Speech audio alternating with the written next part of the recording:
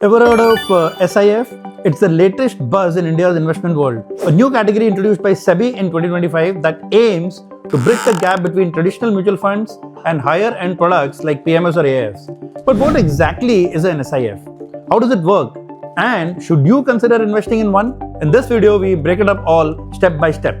SIF stands for Specialized Investment Fund. It's a newly created investment framework under SEBI's regulations effective from April 1st of 2025 that gives fund managers more strategic flexibility than a typical mutual fund, yet with more investor protection than many unregulated alternatives. In essence, SIFs allow investment in more complex strategies, leveraging derivatives, shorting, thematic bets, specialized sectors, but under a regulated, transparent regime. So why did SEBI feel the need for this new category? Well, for years there's been a middle ground missing. Mutual funds are highly regulated and accessible to millions, but often constrained in strategy. For example, restrictions on derivatives, leverage, concentration bets, etc. On the other hand, PMS and AIFs offer more freedom but come with very high minimums, less liquidity, and are suitable only for large investors or ultra HNIs or institutions. So SIFs aims to fill that gap, provide more flexibility and access to advanced strategies, but with SEBI oversight and certain guardrails. Now let's look at the regulatory structure and rules that make SIFs distinct. So who can launch SIFs? Only asset management companies with sufficient track record. For instance, AMCs that have operated for at least 3 years and have an average assets under management of 10,000 crores over the past 3 years. The newer AMCs can also launch the SIFs if they have a CIO or a fund manager with proven experience.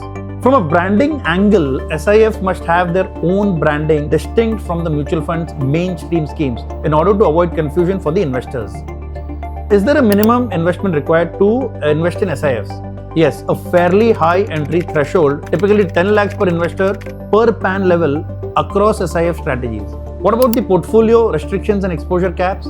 Maximum short exposure via unhedged derivative positions is capped, usually 25% of the net assets. Limits on single issuer exposure in debt instruments. For example, a single issuer's AAA debt exposure cannot go beyond 20% of the NAV. And there will be sector limits also. Let's talk about subscription, redemptions, and liquidity. Okay, some SIFs may be open-ended, closed-ended, or interval funds. That is, you can invest, redeem only at scheduled intervals. In case of non-daily redemptions, units must be listed on a recognized stock exchange. So SIFs will use a 5-level risk band system to communicate risks to the investors. AMCs must monitor daily investor thresholds. Passive breach due to NAV erosion is allowed, but investor may have to redeem if it goes below minimum threshold. So derivatives and shorting is allowed within caps, giving managers more flexibility for strategies. So now the fun part. What kind of strategies can SIFs deploy? The new regulations allow several sophisticated strategies under careful limits. Here are the main types. Equity-oriented strategies, long-short. So equity long-short fund, the fund holds long positions in equities expected to go up and short equities expected to decline. The minimum investment in equity instruments is high, example 80% of assets. Short exposure via derivatives is capped, example 25%. The next strategy is equity X top 100 long short. Focus here is on stocks which are not amongst the top 100 by market cap. So they are typically mid and small cap stocks and using long short strategies them. The third strategy is sector rotation long short. The focus is on at most 4 sectors, going long in sectors expected to outperform and short in sectors expected to underperform. Like for example, today the technology sector is underperforming, whereas sectors like gold or infra is outperforming. So the fund manager can take bets as per this momentum. Debt-oriented strategies. Now, debt long-short funds take long and short positions in debt instruments or via interest rate credit derivatives. The other strategy is sectoral debt long-short. Focus on debt across sectors with limits per sector and shorting permitted via derivatives. The next strategy is hybrid multi-asset strategies. Hybrid long-short funds, they mix equity and debt, maintaining minimums, for example, at least 25% in each, while allowing short exposure. The next one is active asset allocator strategy, long-short. A more dynamic strategy where the fund can move allocations across equities, debt, REITs, InvITs, commodities, utilizing short positions as needed. These are typically interval funds, that is non-daily subscription or redemption. There's one important rule across all the strategies. Even if a manager uses derivatives or short positions, they can't exceed the caps set. Example, short exposure up to 25% and net exposure rules apply. Because many individual investors lose money trading options and futures. SIFs place this complexity in the hands of professional fund managers. A SEBI study has shown that 93% of individuals traders in the F&O segment suffered losses over financial year 22 to 24. Now let's talk about some pros and more importantly risks involved with investing in SIFs. So what are the advantages and potential benefits? So you get access to advanced strategies. You can benefit from the long, short, hedging, sector rotation, etc., which are not feasible in typical mutual funds. Better risk-adjusted returns. Especially in volatile or sideways market, a long-short strategy may outperform plain vanilla directional funds if the manager is skilled. So SIFs fall under SEBI regulated oversight, which mitigates unregulated risks. See, for investors who can't go into PMS or AIF due to minimums but want more than the mutual funds, SIFs fit the bill. So what are some of the risks or challenges while investing in SIFs? Higher complexity. See, strategies involving derivatives, shorting, leverage are more complex and not all fund managers might excel at it. Liquidity constraints. See, some SIFs may have lock-ins, interval redemption windows or listing requirements for exit. Higher minimums. So 10 lakhs or more may be steep for many retail investors. Risk of losses in adverse markets.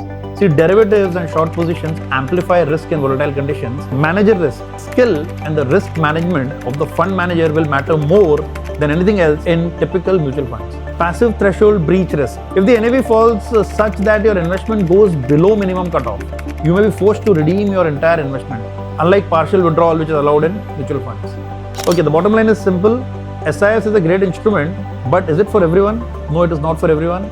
They are more suitable for those who understand risks and the dynamics of complex investment strategies. When we compare mutual funds, SIFs and PMS AIF, the differences become very clear. Mutual funds are built for mass retail investors with very low entry basis points. They are liquid and through daily redemptions, you can pretty much redeem any mutual fund at any point in time. And they also undergo strict oversight. SIFs, on the other hand, demand higher minimum investments, 10 lakh plus. They offer moderate to higher strategic flexibility, including derivatives and shorting within caps. And they have variable liquidity depending on their structure. They are also SEBI regulated under a new framework and best suited for, again, as I said, sophisticated investors with higher risk tolerance. Now, PMS and AIF sit at the top end, often require 50 lakhs to 1 crore plus with a wide strategy freedom but lower liquidity and heavier dependence on the fund manager's skill. Mutual funds are for the masses, SIFs for the affluent risk aware, and PMS and AIFs for the ultra HNI clients who are seeking bespoke strategies. So SIFs sit between mass mutual fund world and the high-end universe of the PMS and AIF, offering a middle path. SIFs are suitable for investors who are comfortable with higher risk and complexity, have the required capital, 10 lakhs or more, seek more strategy options than ordinary mutual funds, have a time horizon, that is, they don't need immediate liquidity, are able to do due diligence on fund managers and strategies.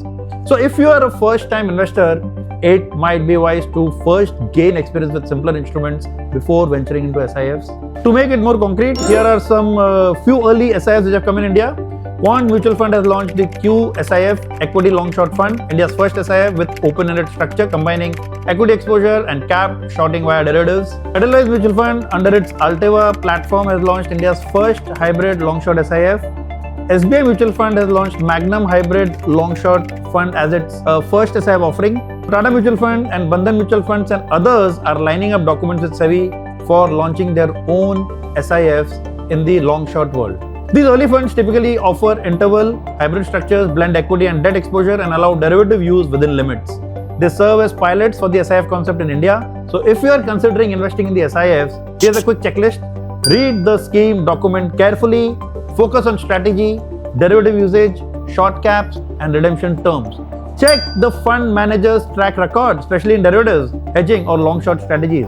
Understand the risk disclosures and stress scenarios as provided in the documents. Look at liquidity, redemption terms, interval windows, lock-ins or exit costs. Check the minimum investment and whether your capital suffices. Understand the costs, fees, especially for the derivative positions or special infrastructure costs. Monitor portfolio exposures, constraints, whether the fund stays within caps and compliance, and always consider only allocating a portion of your portfolio initially, say a small exploration allocation, until you understand how the SIF behaves in different markets. So what are some of the summary and key takeaways? SIFs are a very new regulated investment category in India as of April 2025, designed to give you more strategic flexibility than mutual funds. They allow advanced strategies like long, short, equity, debt, sectoral bets, derivatives, but with regulatory caps and guardrails. They aim to fill a gap between mutual funds and the high-end PMS AIF world. While they open new opportunities, they also carry higher complexity and risk. Suitability matters. So if you decide to explore SIFs, do strong due diligence, start small, and treat them as a specialized allocation in your broader portfolio. If you'd like a deeper dive into how long short works or want to see side-by-side comparisons of real SIF performance once data is available, please do connect with Team Enrichwise. Thanks for watching. If you learned something new, hit the like, share and subscribe button, and also comment below with your questions on which fund strategies you'd like me to analyze next. And yes, this is not a financial advice. Please always consult a qualified, experienced professional before investing. See you in the next video.